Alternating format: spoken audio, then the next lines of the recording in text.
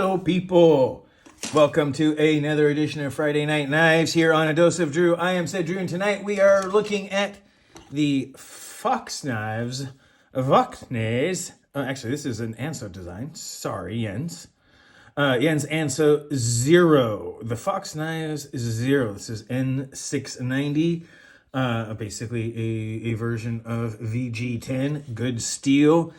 It's not my favorite, but that doesn't mean it's not good steel. I find it to be a little bit chippy when properly heat treated. Just a tad bit chippy.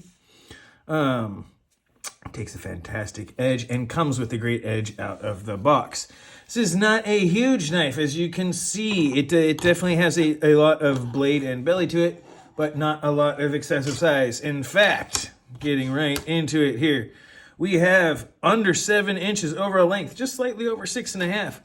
Blade length is coming under 3 inches. So you've got that cutting edge as the crow flies is approximately 2 3/4, maybe 5/8, depending upon it. It's a little somewhere in between. I'd actually give that one 11/16, but that's just me. Really good size knife, relative overall, under 4 inches. Deep carry pocket, clip, recessed with the little things, much like a spring. It's actually really interesting with this lockback, and it's a floating lockback. Interesting little bit there. Another thing about this is its lightweight. Barely over 2 ounces. It does not take the cake from anything smaller, but just over 2 ounces with a fair amount on there. That's actually a pretty lightweight deal.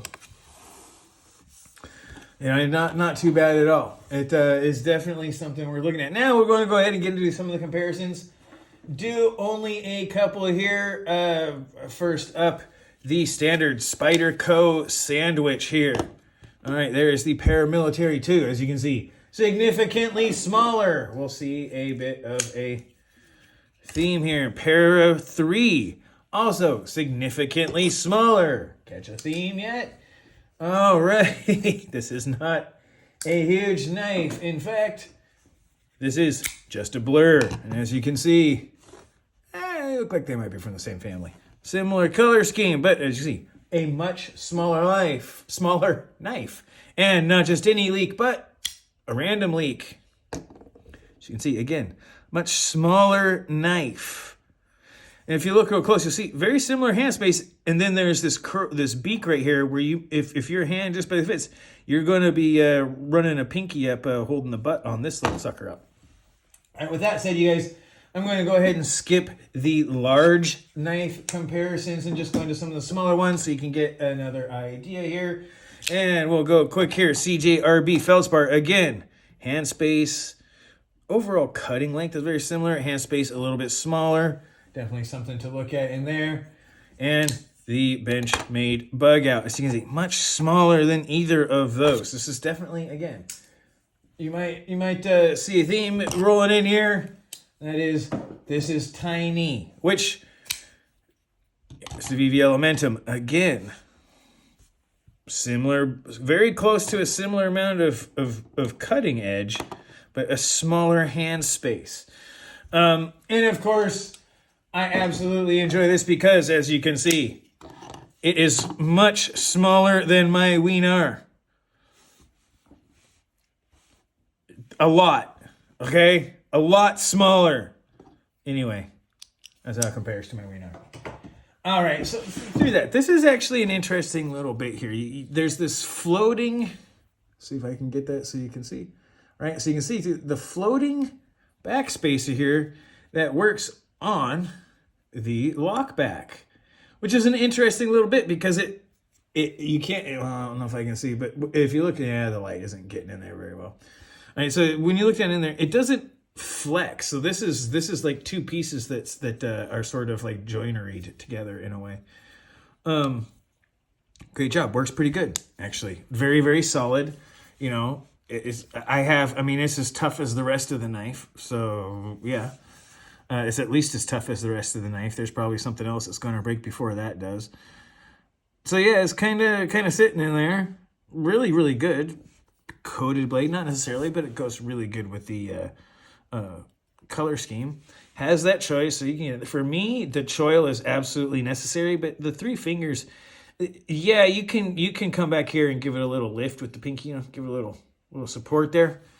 Yeah, it's definitely possible, but I like the 3 fingers in here where it gives it a nice little hook. And then you have the small knife that can do just about everything. You got the 3 fingers, and then you can do this scoring little bit here. Again, a little facsimile of a surface. All right, so you got plenty with the curve, the downward slope, the belly, and all that. You got plenty of room for finger clearance, right? And lots of room for scoring, and your finger can get way out there. And also, if you do need to you can get choked. You can do something like this and get your finger in there, and you got lots of support, right? You got your hands locked in, 3 fingers are locked in. This one's back here for support. You can always come up again if you need to do it like this. It's not the best if you want to pick a sliver, but it's definitely got enough of a tip that you can make a cut or anything like that. That's what happens if your hand gets too close to boiling oil. And all that sort of stuff. So yeah, it definitely has it, and it comes sharp out of the box. Fox Knives does a great job of getting a good edge on it and pretty good build quality. It's actually hard to really bring this down. And we'll get into the damn nice part, the design of this knife. It's definitely, obviously it's a cutter, it's a Skinner style. It's got a nice swedge up there to break anything on the surface. It's got sort of this modified sheep's foot with this tremendous amount of belly, and you can easily get a finger up on there. So the design's really good. The aesthetics of it, honestly, you could scale this up to a 3 1/8 inch blade. Or 3 1/4 inch blade, and bring this out so you have about 4 inches on there. So make this so it's 4 fingers with this. You could scale this knife up easily, put something else in here, a different steel or even similar steel, something like that. You can easily scale this knife up into a nice large Skinner cutter that has really, really, really good ergonomics. And with people like Jesper Voxnes on the Fox Knives, where you get some of these angles, the tip to the thing, where this one's actually got even more of a pistol grip. One of my favorites, absolute ergonomic, way more ergonomic than I thought. Currently on this, Jens Anso has a great design as well, and this I could see this one if this was extended so that all 4 of my fingers sat in there and I had a choil. You could have a larger version of this knife that I would actually like more. This is not a bad little knife, but I would actually like it more. Which brings me to the aesthetics. I think it looks cool. I like the color scheme. Blue and black, to me, especially this nice dark blue, is a nice color combination. All country pop songs notwithstanding about blue on black not really matter. I kind of like it. I actually saw Kenny Chesney, or not Kenny Chesney, my goodness. He's got 3 names, and I all of a sudden can't remember it, and I went and saw him in concert along with Van Halen. Anyway, yes, it's like blue on black. God, I'm drawing a blank. I can't even look at my phone because it's recording. Anyway, anyone that can remember the name, you're doing better than me, because all of a sudden, when it comes time, one of the things I'm terrible at is names. But that brings me to the mechanics. Works great. It's not drop shut. It's a lockback. It's got a lot of stiction to it. And this is oiled. I definitely oiled it up to make sure that it wasn't. So it's got a deliberate, and it is a 2-handed knife. It locks, but it's definitely a 2-handed knife. Which for some places, I believe Italy is even one of them. You can have a locking knife, or you can have a one-handed opening knife, but you can't have both. You can have one or the other. You can't have both. You got to pick one. So my understanding is that's what this one is going to be. As far as that stuff goes, it really is my understanding of that. That being said, it's not bad. This is pretty good. And that becomes the noteworthy points on this. The nice part. Noteworthy points is there's a lot of good solid blade. It's not too thick, not too thin. You got lots really high. It's a saber grind.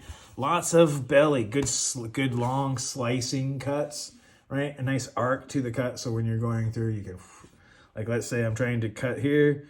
As I move through the arc, right, I move my hand and the knife stays cutting in the same place, right? Almost like a butcher style or Skinner style blade. Fantastic for lots of different stuff. It's got enough of a point to do piercing, but it's not really a pokey, stabby, slicey. It's more like slicey, cutty, sometimes pokey. But it'll definitely do the job. And the backlock here means you don't, like, this isn't, there's lots of different strengths of locks, and there's different ways to measure them and all that sort of stuff. But really, in the end, this is as strong as pretty much any other part of the knife, which is, I mean, we've got relatively, it's FRN, it's groovery or whatever you want to call it. It's essentially fancy plastic, to borrow a term from Slicey Dicey, fancy plastic. And that is. But that's the noteworthy point is it's a relatively compact. In this small size, you get a really good EDC blade, which is important. Relatively small, great EDC. Intended, and I think that's what its intended purpose. To me, this is just an intent. This knife, it's got good grip. It's deep carry. It's a really, really good EDC knife. You can roll it over to get openings or anything like that. And, you got plenty of thumb traction to be able to open. You can do it in a reverse grip. You can do it in the side. You can choke up. You can even get a finger under there if you really need to get some. If you have this small of a knife and you're using it for a really heavy job, you can, but it's less than ideal, but it'll do it in a pinch. So it's got all of the necessary stuff for that. Like, it'll take a box down. This, the N690 holds it pretty good. It holds a decent edge for a long enough time. Decent enough toughness. It's one of the most used steels outside of X50 CRMOV or 420HC for those in the States here. It's probably one of the most used steels other than that, like Wusthof and all those guys use them and all that sort of stuff. But it's really, really good. Most Japanese I've seen are VG10. N690 is a version of it. It's not exactly the same, but it's really close. And so, it's good stuff. And that really brings us to the cost to value ratio on this. Cost to value ratio is good. This is under 50 or under $60. A lot of knives in there. Decently well made, small, really, really nondescript in the pocket. Has a deep carry. Let me see if I can get that in camera good this time. Deep carry pocket clip. Not the best on there, but but without having it up, you're not going to catch on stuff. A lot of people want that kick up, but if it's always kicked up, there's basically something to always catch on your pocket. So there's a reason why they have a lot of those bent overs, because now something has to come under and catch when it has that bent over, which is a little bit harder. If it's just up there, anything, and especially corners. And a lot of times if you have deep carry pocket, you have to pull. Let me see if I can do this. You get your thumb in behind it. Let me see if I can do it. You get your thumb in behind it when you're coming through, like this is outside the pocket. And you just go, and then roll your finger and you pull the knife out. This is probably going to make more sense if I close it. So this is the pocket, right? And then you put your thumb in, you come in, and you have to pull up on the clip to loosen it. If you push down on the clip and try and pull, you're squeezing the fabric, right? You're making it worse on yourself. Only if it's super smooth will that even matter. So you got to pull this. If you pull this way while you're pulling up, you kind of lift it up and it makes it easier to come out of pocket. So even though I too like a good kick up, where it's up there, I don't as much like that. I only like it so much if it's rounded off. If it's got corners, it tends to catch. And a lot of people complain about deep carry pocket clips and such catching on stuff. So that's an important thing right there. But that's really probably the biggest thing with that being in there. It's relatively inexpensive materials. But it does a really good job of getting a budget knife that's really, really good. And I think that it's the cost to value ratio, overwhelming? No, but it's really good. Like this is, I don't want to say it's all the knife you'd ever need, because there's definitely use cases not for it, but for most EDC purposes, this is enough of a knife.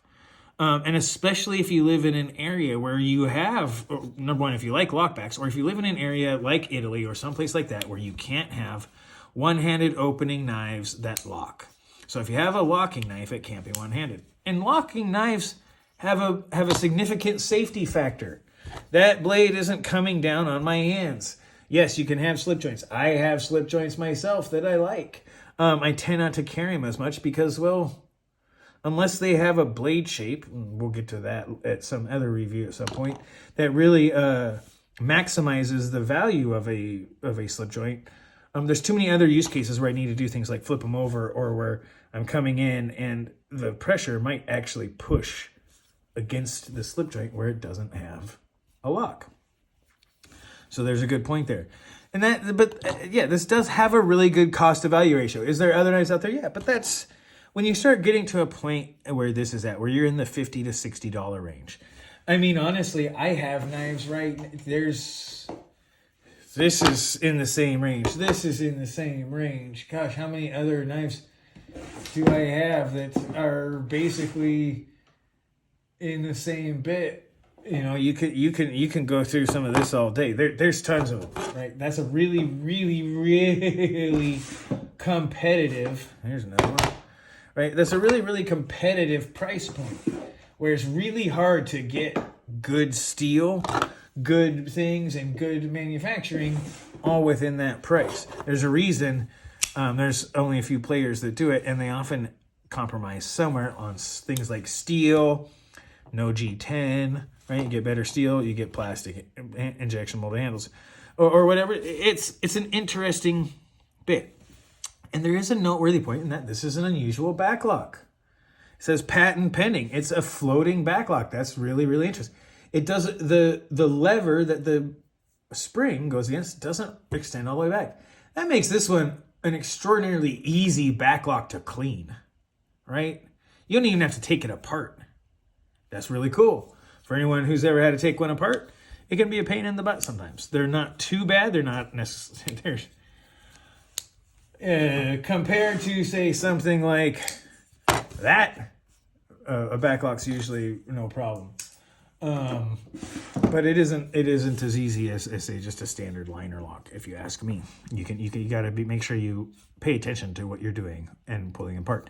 And triad lock is slightly more complex. I wouldn't say difficult, just more complex.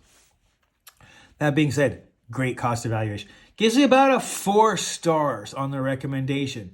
It's got a good design. It is obviously an EDC slicer. It's got great arc. It's got good ergonomics. The aesthetics, you may or may not like it. Aesthetics are definitely a subjective point. I like it. I think it gives you an idea of what the knife is. And it also kind of gives me an idea of some sort of whale almost. It kind of, I really like how Jens and Vox, how Anso and Voxnes echo things like a maritime theme or a fish theme in a lot of their knives.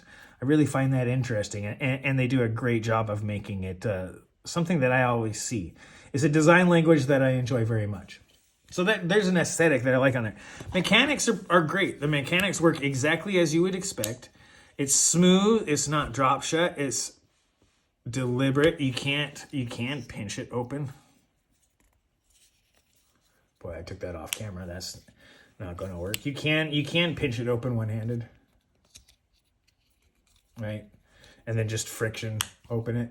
It is possible to do. It is not meant to be done one-handed. They don't even have a nail neck. There's not even a nail neck, right? This has got good lines and all that sort of stuff, but it is definitely meant to be too. So there's that. But the mechanics work as advertised. It's got, it's noteworthy in that you get a lot of blade for a relatively small knife. There's still, even for someone who may have slightly larger than average hands, they can probably still, I'll have to see if David C. Anderson from the Knife Center ever gets a chance to put his slightly larger than average hands on one of these, just how well he fits with that choil. But for me, it's a pretty tight fit. It's right in there for having, what you need. And that's okay. It's not a bad deal. And so that's going to get me to the expectations and requests. I expected this, honestly, I thought it might be a little bit bigger because I was worried about my fingers fitting here, but it does work pretty good. It's a nice EDC knife. It's cheap. in an inexpensive sort, not cheap as in like, ooh, that's cheap. As cheap as it's inexpensive. It's a high value proposition in a pocket knife, and that's really, really good. As far as requests, I don't know if I have any. This thing really does well. I don't have any for this particular knife. If there was any request I would have, is make this a little bit bigger. Give me something closer to this size.